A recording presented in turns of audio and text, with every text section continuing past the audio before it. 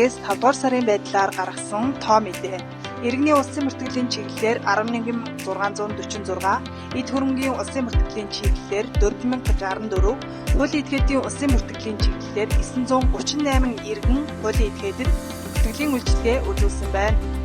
Дорнот аймгийн нийт хүн амын тоо 85,154, үүнээс гадаад улсуртын машинаар 701 иргэн, дүт машины лавлгаа 3,916, e-бизнес сайтаар 867 иргэн тус бүртгэлийн үйлчилгээ авсан байна.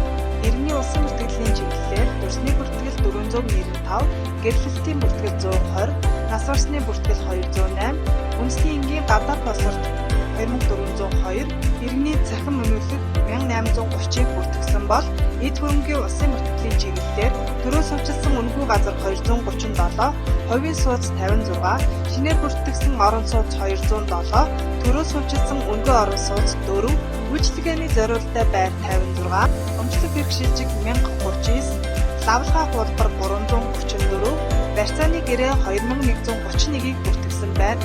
За хуулийн этгээдийн бүлийн чиглэлээр хязгаарлагдмал хариуцлагатай компани 94, нөхөрлөл 2, хоршоо 89, төрийн бас байгууллага 30, үйлдвэр төсний эрхлэлийн байгууллага 2, бусад 721 бүртгэлийн үйлчилгээг тус үзүүлсэн байна.